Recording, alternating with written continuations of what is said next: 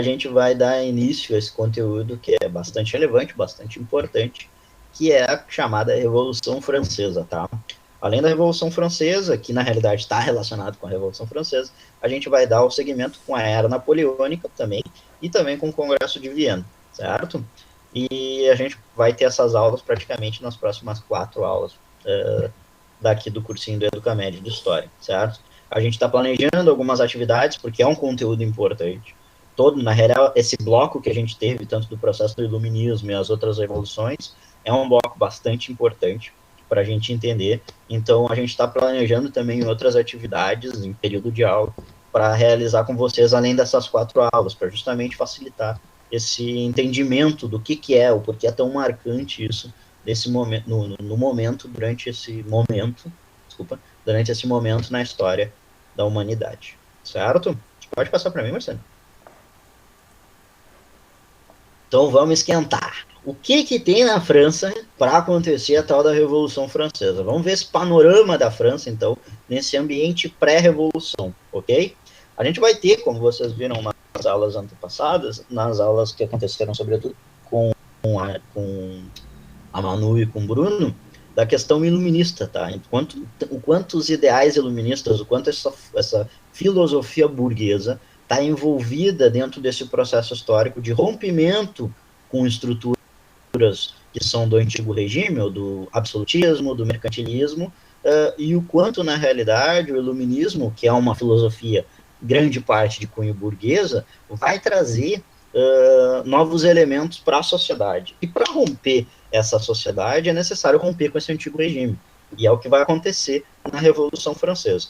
Então, a gente vai ter como principais pontos do iluminismo, por exemplo, a propriedade privada, a imprensa livre, tá? A empresa não mais vinculada ao Estado, o rompimento das estruturas feudais que existiam no antigo regime ainda, certo? Lembrando que o antigo regime, ou o que a gente chama de absolutismo, ainda mantém diversas estruturas relacionadas com o feudalismo, com as estruturas da Idade Média, certo? É um período de transição, esse período moderno, e aqui a gente vai ter o rompimento total dessas estruturas. Por exemplo, os camponeses, depois da Revolução Francesa, vão ser desvinculados da sua servidão à nobreza ou ao clero, certo? E o fim, aqui acho que é o grande ponto, talvez, mais forte do ideal iluminista, é o fim do ideal do monopólio comercial do Estado, ou seja, a implementação do que a gente conhece como liberalismo econômico. Beleza? Isso é importante a gente entender. Outro fator extremamente importante que a gente vai ter nesse momento vai ser a questão dos gastos que a França vai ter em conflitos externos, tá? Aqui a gente citou 2 que vão causar um grande déficit do tesouro francês. Um é a chamada Guerra dos 7 Anos, que é uma guerra que vai acontecer entre várias monarquias, na realidade, da Europa, tá? Mas se a gente for pegar as 2 principais coroas que vão lutar nessa guerra, vai ser a coroa francesa contra a coroa inglesa, certo? E isso vai ser uma guerra que vai desencadear não só na Europa, ela vai desencadear, e um dos objetivos dessa guerra é a questão do desencadeamento dos confrontos nas colônias americanas e também de outros locais, como a Índia, como o Egito, outras localidades que vai entrar em conflito por esse conjunto, na realidade, não é só as 2, vai existir um grupo de aliados de um lado, um grupo de aliados do outro, que vão lutar, vai ser uma guerra bastante importante nesse momento. E isso vai gerar um déficit muito grande, tá, para a coroa francesa. A França, se eu não me engano, inclusive, ganha esse conflito. Agora não me lembro se ela ganha ou perde. Eu não me lembro agora certinho. Mas o outro conflito que a gente vai ter nesse momento é a chamada independência dos Estados Unidos. Por que a independência dos Estados Unidos? Porque a França banca, justamente como por um processo de... Agora acho que a França perde, na realidade, o conflito. Justamente por uma questão de revanche contra o Império Britânico, e por estar num conflito muito recente com o Império Britânico, a França patrocina, ou seja, dá dinheiro e manda tropas, inclusive, para os revoltosos rebeldes norte-americanos para realizarem a sua independência, certo? Acho que o maior exemplo que exemplifica esse processo é que o presente que a França dá para os Estados Unidos no momento que ganha, que os Estados Unidos ganham, os Estados Unidos, a República Norte-Americana ganha o conflito dos ingleses e se torna uma república, se emancipa, se torna independente, é que a França dá um presente que é a Estátua da Liberdade. A Estátua da Liberdade é um presente da França para os emancipados norte-americanos, certo? E esse conflito vai de 1776 a 1781. Pode passar. Alguma dúvida até aqui, gente? Tá de boa? Aqui só para ler para vocês falar um pouquinho sobre a Guerra dos Sete Anos, tá? Foi um conflito importante ocorrido entre 1756 a 1763 entre diferentes monarquias nacionais europeias. A guerra tinha como principal objetivo os mercados coloniais, por isso que a gente está envolvido. Aqui nesse momento, por exemplo, que tu tem uma independência do Canadá, o Canadá, algumas colônias do norte, a Louisiana, que é uma colônia francesa, vai virar colônia espanhola. Então há uma modificação muito grande nos mercados coloniais nesse momento. O conflito gerou uma grave crise financeira em todas as monarquias envolvidas, inclusive no próprio Império Britânico, o que ocasionou no desgaste do antigo regime na Europa, mas também na América. Tá? Esse conflito está ligado diretamente ao contexto histórico dos processos revolucionários na França e nas 13 colônias britânicas, o que a gente vai conhecer depois como os Estados Unidos. Certo? Notem, gente, como boa parte do mundo nessa época era colônia. Então a gente tem um centro ali europeu que eram estados absolutistas e que buscavam mercados coloniais e explorando essas terras que hoje a gente conhece como boa parte do terceiro mundo, né? Mas que eram colônias dessas metrópoles europeias.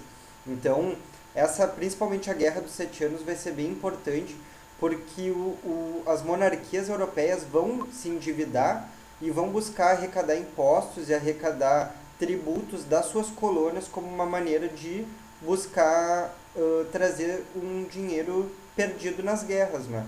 E isso vai ser muito importante, então, para esse desenvolvimento.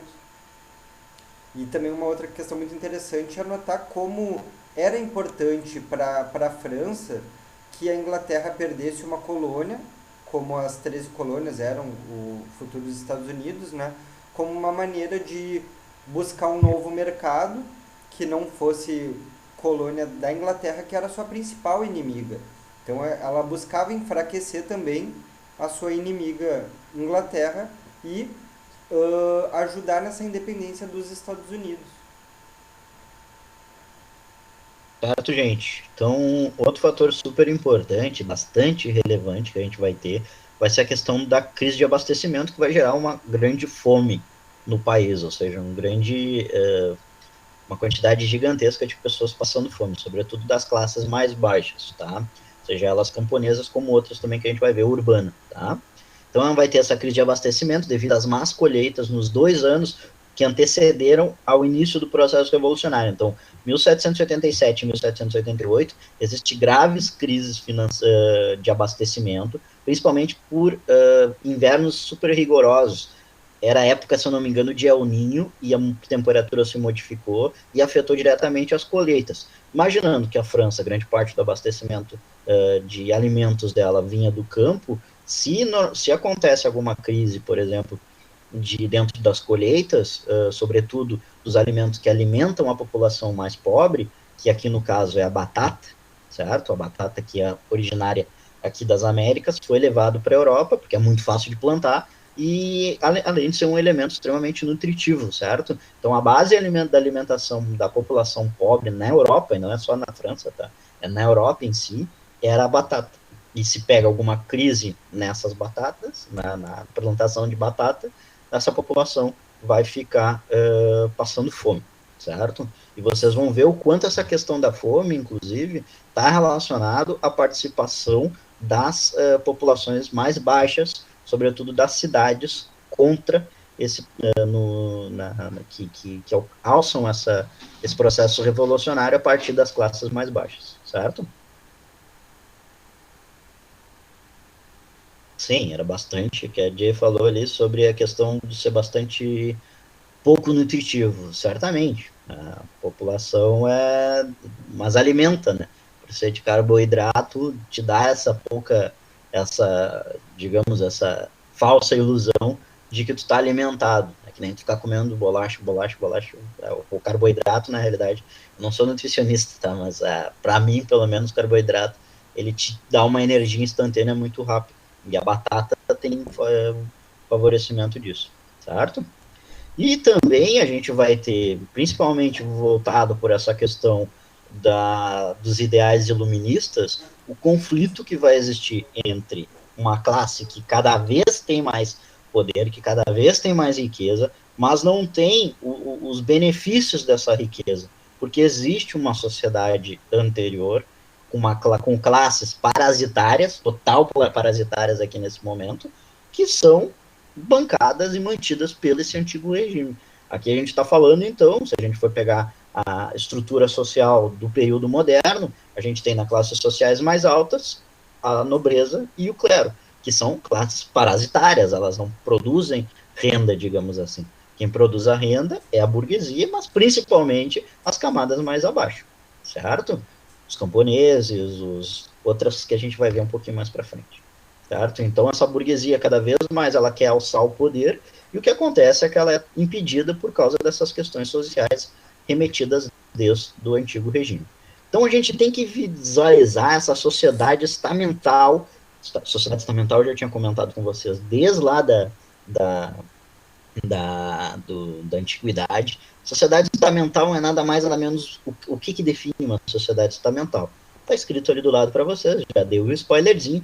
Não tem mobilidade. Se tu nasceu no primeiro estado, se tu nasceu do clero, é meio bizarro falar do clero, mas é que normalmente o pessoal do clero é mantido pela própria galera da nobreza. Então, filhos da nobreza vão se tornar do clero. Então se mantém essa estrutura social. Tu nasceu da nobreza, tu vai ser da nobreza o resto da vida. Mas esse cara é um idiota, um estúpido. Justamente, é o que mais a nobreza é, normalmente nesse período. Então ele vai continuar nobre até o fim. Enquanto toda a galera que não tem esses dons, esses dotes familiares, esse sangue real, esse sangue nobre, vai ser do terceiro estado. Ou seja, burguês, pequeno burguês, camponês, artesão, quem não tem sangue nobre não tem possibilidade de ascensão social dentro dessa estrutura do antigo regime. Entendido? Isso é importante a gente entender. Volta ali, Marcelinho, só para eu falar mais uma coisinha, por favor. Tá entendido, gente? Falem comigo. Sou carente, você sabe disso. Tá bom, então tá. Gurizada, é importante a gente entender isso, o que são os chamados estados, tá? Por que se dá essa denominação estado dentro da sociedade francesa desse momento, tá? Isso vai influenciar um outro fator depois, que é importante a gente entender. Primeiro estado, a gente tem, então, o clero, tá? Coloque o primeiro e o segundo estado numa relação de posição muito semelhante, tá? Então, o primeiro estado, o clero. O segundo estado, a nobreza. E o terceiro estado, que é grande parte dessa população, majoritária quantidade dessa população, o resto, que está ali descrito como povo, tá?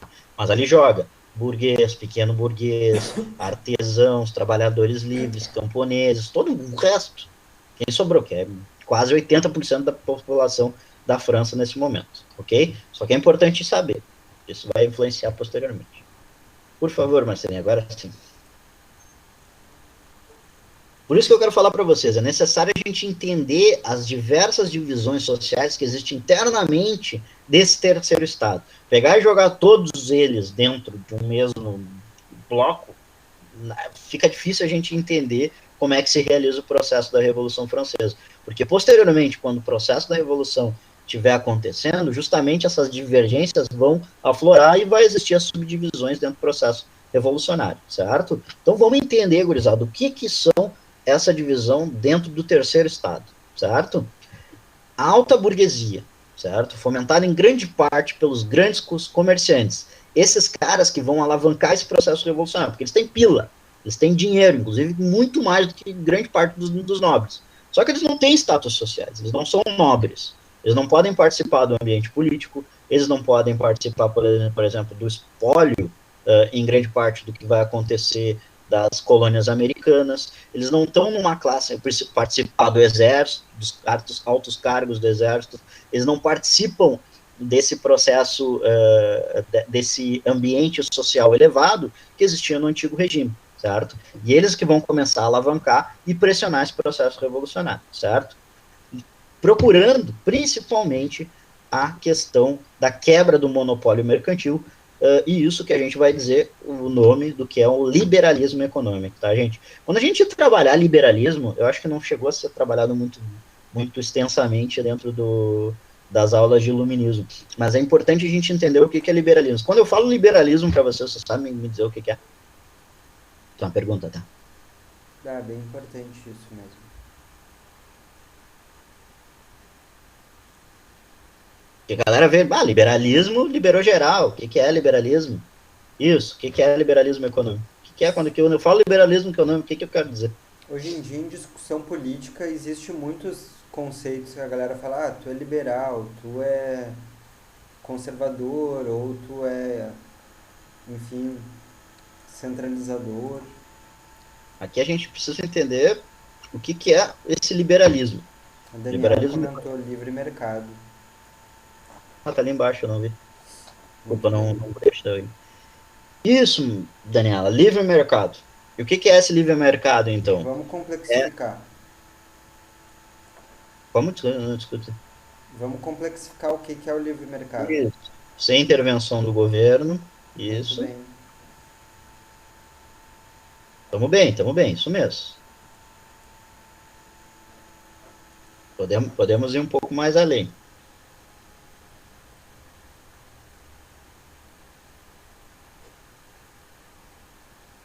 Podem chutar, não tem problema nenhum. Funciona como oferta e demanda, muito bom, Lucas. Uma das leis que a gente vai ter criadas no liberalismo, lei da oferta e demanda, da chamada mão invisível do mercado, muito bem, muito bem. Está relacionado também da chamada mão invisível do mercado, que é tão invisível que até hoje ninguém sabe onde é que está, mas é isso, várias dessas questões, tudo que vocês falaram, ali está correto, gente. Então, o liberalismo, ele está relacionado a essa questão de liberar o mercado, não é liberar geral, liberar... Na realidade, o que é essa ideia, Lucas, da questão do mão invisível do mercado e do liberalismo? Quando tu tem, teoricamente, a partir dessa lei de oferta e procura, como falou que a Jaqueline falou, existe teoricamente uma autorregulagem do mercado, das questões econômicas, seja ela dentro dos países ou no mercado exterior, certo?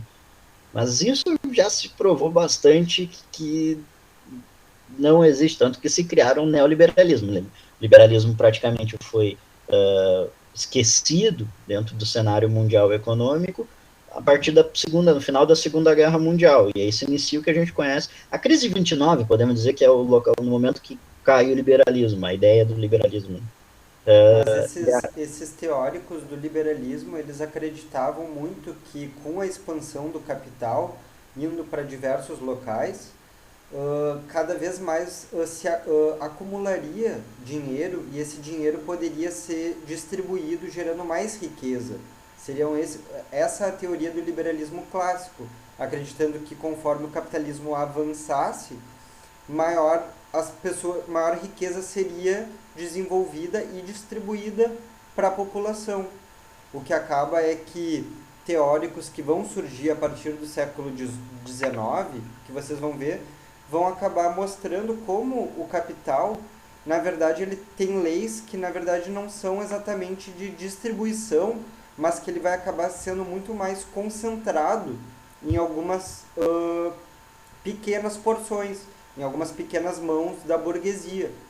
Mas nessa época ainda do liberalismo clássico, eles acreditavam que o livre mercado e a mão invisível eram essas leis gerais que, conforme o capitalismo avançasse, mais riqueza seria gerada para a população mundial. É importante dizer, tá, gente, que os filósofos, tanto fisiocratas, quanto o cara que praticamente inventa essa ideia do liberalismo econômico, que é o Adam Smith, com a Riqueza das Nações, mas também o Davi Ricardo, também, que é um economista importante. Esses caras são do século XVIII, tá? Então, grande parte deles escrevendo. Então, para aquela época, é bastante. O pensamento histórico para aquele momento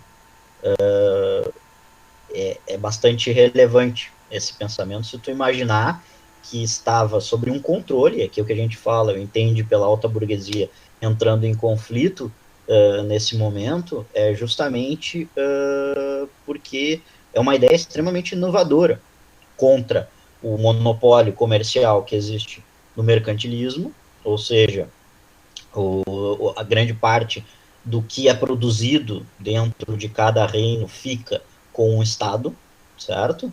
E naquele momento, obviamente, por todo o processo de exploração, em grande parte da população, esse rompimento era interessante, certo? E como o Marcelo falou, vai vir teóricos e filósofos no século XIX que já vai cair dizendo no século XIX por terra essas questões, certo? Mas O eu que é, acho interessante que é isso, de, Lucas, só, que... Fala, fala. só deixa o que a Jay está falando ali, por exemplo, do que está acontecendo hoje, aí já são outros processos, que é justamente se existem outras teorias trabalhadas como liberalismo, que não são liberalismo. Tem outras estruturas para o nosso tempo histórico, que é o que a gente chama, por exemplo, de neoliberalismo, ou própria social-democracia. São adaptações que a gente vai ter justamente para alavancar o capitalismo nesse momento, né, mundial.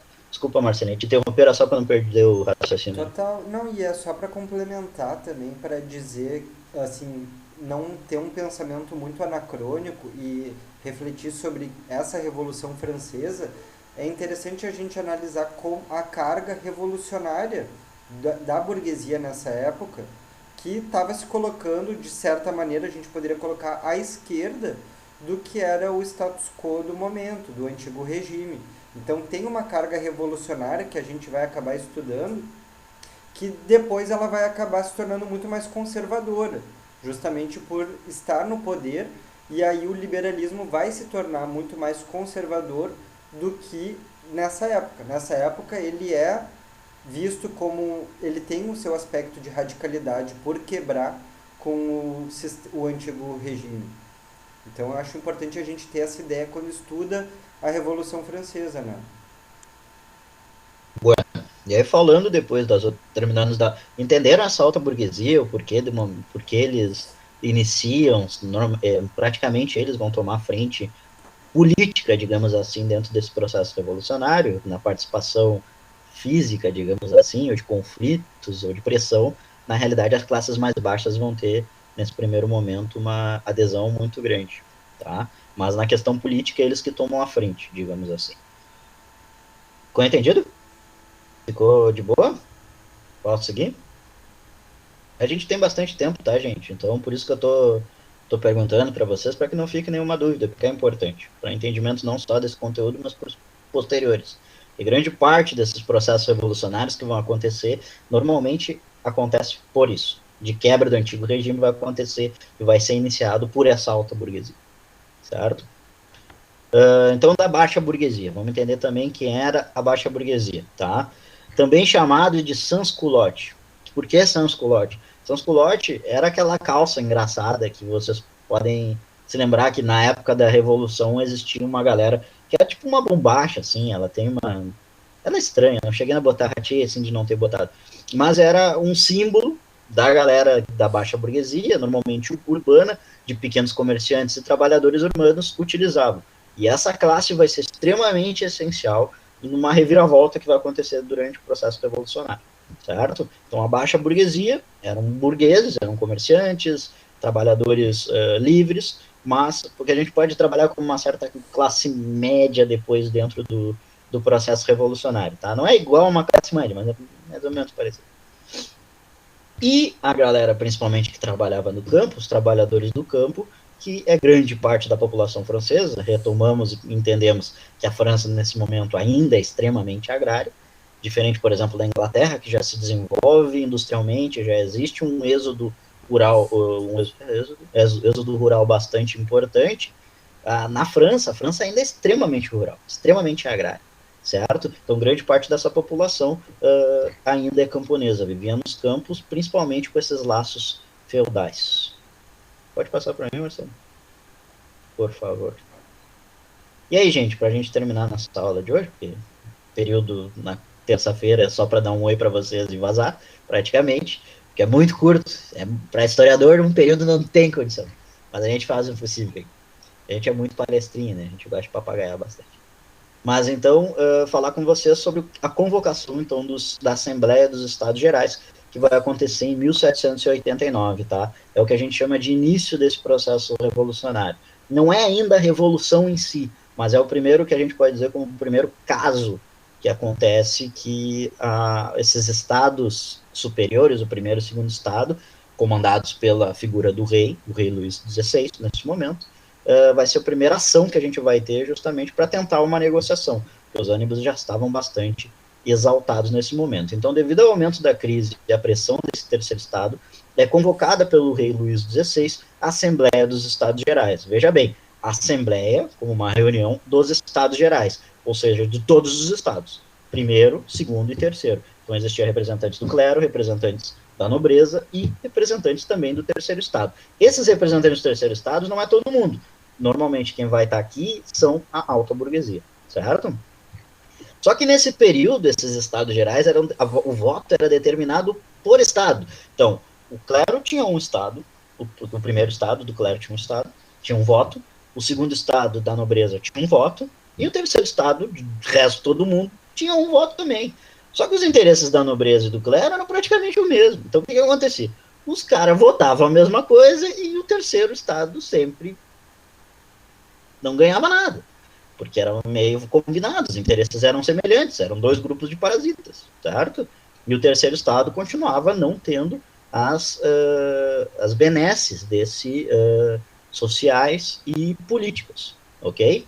Então, o terceiro estado fez uma demanda muito forte para acabar com esse método de votação, que vai ser o voto por cabeça, ou seja, cada pessoa que está dentro da Assembleia tem uma votação, tem um poder de uma pessoa votar, certo? Porque isso poderia realizar um processo de acabar com esses privilégios desses dois primeiros estados, muito provavelmente terminaria, certo? Uma outra coisa também extremamente importante, tá? Para vocês verem a quantidade e o quanto as massas populares estão presentes já nesse momento, é o que a gente chama das Grande Marcha para Versalhes, tá? Que vai acontecer entre agosto e outubro de 1789, que eram marchas encabeçadas principalmente, e aqui não é, ela é principalmente pelas mulheres. As mulheres pegam em armas, inclusive, e marcham para o Palácio de Versalhes. O Palácio de Versalhes ele não fica na cidade de Paris, tá? Ele fica numa cidade muito próxima que se chama Versalhes, por isso o nome do palácio, certo?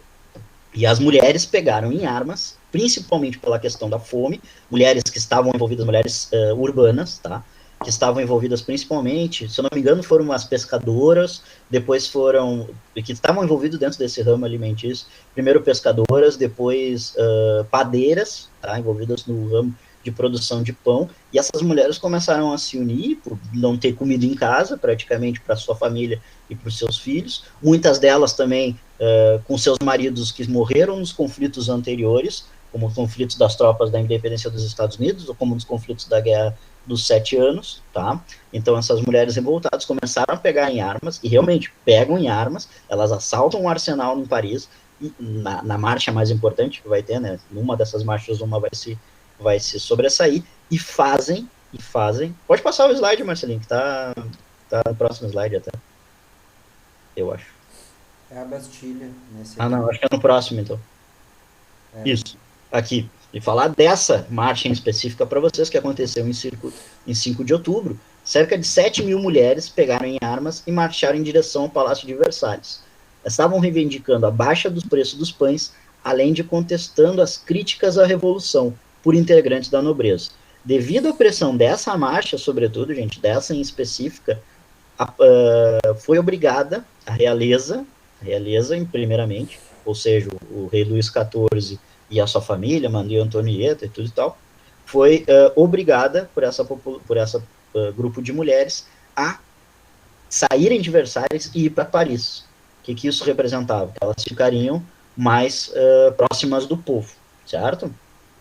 Para Paris. Segundo o historiador Jules Michelet, que é um historiador importante, ele vai dizer o seguinte: os homens tomaram a Bastilha, que é o fato que vai iniciar e reivindicar vai iniciar o processo revolucionário, a data conhecida como o início do processo revolucionário. Porém, as mulheres tomaram o rei, certo? Ou seja, tiraram ele dessa posição de confronto, a nobreza em si de posição de conforto, e levaram para a pressão que existia em Paris naquele momento.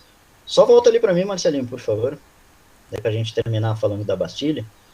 Então, em 14 de julho de 1789, a gente vai ter invasão dessas camadas desse terceiro estado, sobretudo alavancados pelas classes mais baixas, da chamada Bastilha, tá? O porquê que a Bastilha é tão importante? A Bastilha talvez fosse o principal representante do poder do antigo regime na França, porque ela era uma prisão, tá?